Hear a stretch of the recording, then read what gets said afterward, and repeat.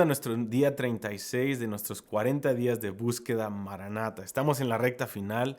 A mí me toca hoy poder hablarte y orar contigo y meditar en un tema increíble, súper glorioso y es doloroso poder hablar solamente en un periodo de 5, 6, 7, 8 minutos de un tema que es tan vasto. Y solamente quiero enfocarme en una fracción, en una parte específica de este tema, que es el despertar de la novia, el despertar de la esposa de Cristo, el despertar de la iglesia local, de nuestras comunidades, de ti, de mí a nivel global.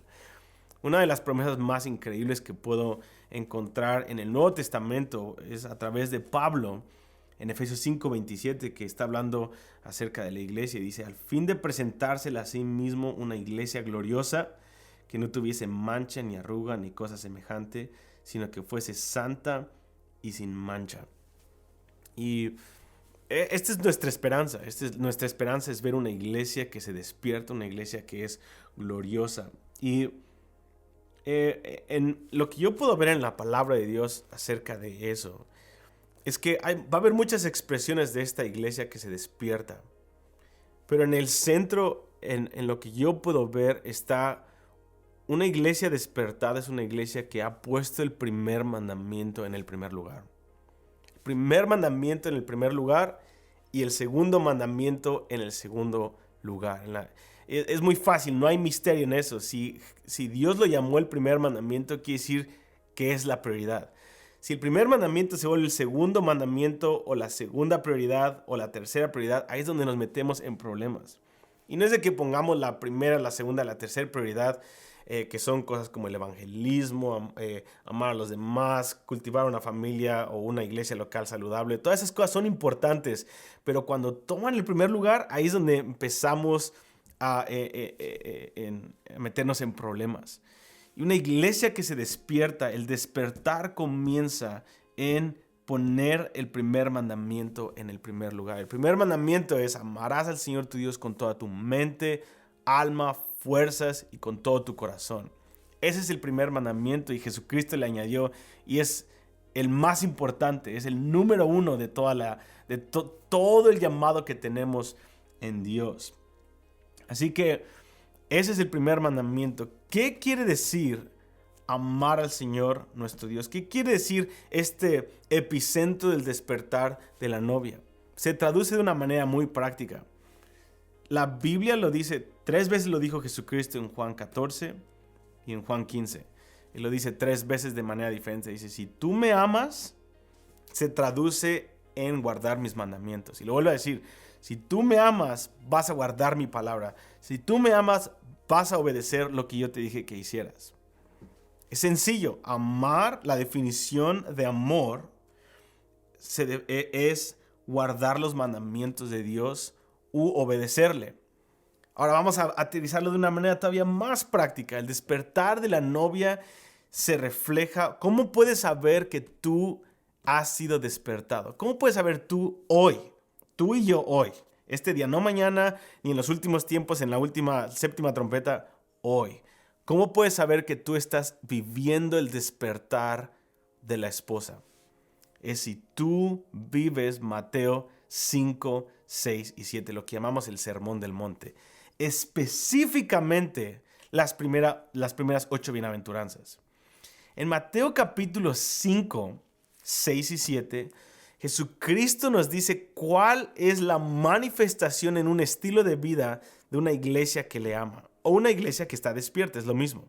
Despertar y vivir el primer mandamiento son sinónimos. Hay 8 bienaventuranzas que están al principio del capítulo 5 de Mateo, que son la constitución del reino, que son el fruto que debemos esperar de nuestra vida, de una vida despertada, de una iglesia que ha sido despertada. Mira, vamos ahí en Mateo 5. Me encanta esta parte porque después de que Jesucristo da las 8 bienaventuranzas, que solamente podemos cultivarlo cuando tenemos intimidad con Dios y caminamos por el poder del Espíritu Santo, es más adelante el versículo 13 y el versículo 14 que Jesucristo da una profecía de de una iglesia gloriosa que ha sido despertada y cómo las naciones nos perciben, pero no está desconectada de las primeras 8 bienaventuranzas. Dice, ustedes son la sal de la tierra. Versículo 14, ustedes son la luz del mundo. Esto no puede ser la iglesia. Cualquier cristiano no es la sal de la tierra y la luz del mundo.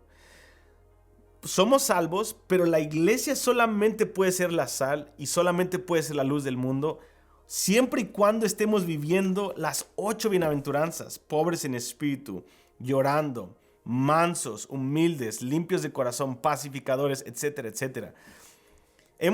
Yo antes pensaba que yo camino, Benji, en el mundo como la luz del mundo y la sal de la tierra y que el mundo es impactado por mí.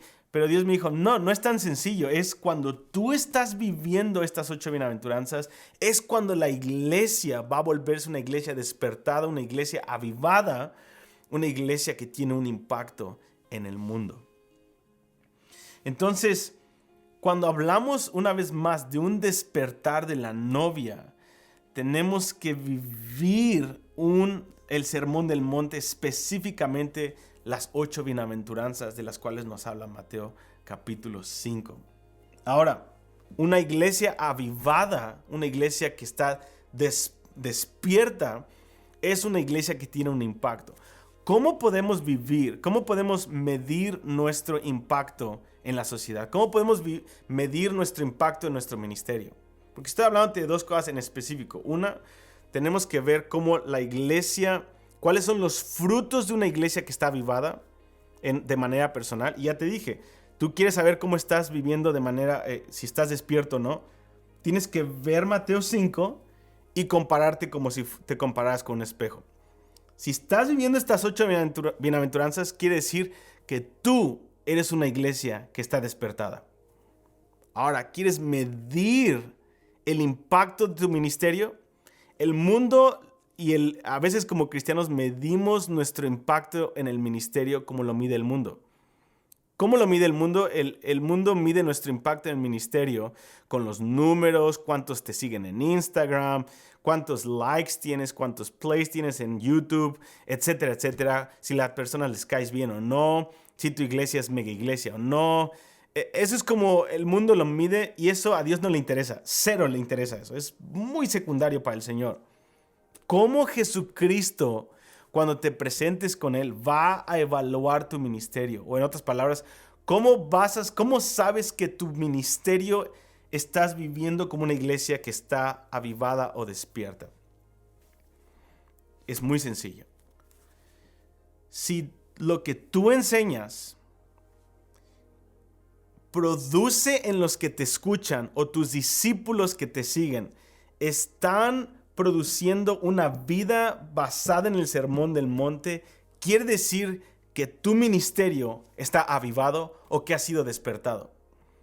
No importa si es una persona o 1,000,000 de personas, si tu ministerio está produciendo gente que vive más apegada al sermón del monte, eso para Dios es éxito. Entonces, no dejes que los demás midan tu despertar con términos humanos. Mídelos con términos espirituales. Para resumir, ¿cómo podemos resumir esto de las 2 cosas que te estoy hablando hoy? Dios está despertando una iglesia. Dios va a tener una iglesia gloriosa, despertada, avivada. Y hay 2 maneras y 2 expresiones que podemos ver y medir una iglesia avivada. Número 1, a nivel personal. ¿Cómo sabes que tú has sido avivado o estás viviendo un despertar? Tienes que amar a Dios en sus términos y tienes que medir tu vida con el sermón del monte. Y número 2, tienes que medir tu impacto como iglesia y como individuo al ver que las personas que te escuchan y te siguen o que estás discipulando están viviendo más apegados al sermón del monte. Ese es el despertar de la iglesia. Fuera de estas cosas son simplemente shows y son simplemente cosas que se miden en términos humanos. Pero si vamos a lo que Jesucristo define como una iglesia gloriosa, avivada, es vivir en el primer mandamiento, vivir en el primer amor. Y eso se manifiesta en vivir en el sermón del monte. Dios te bendiga.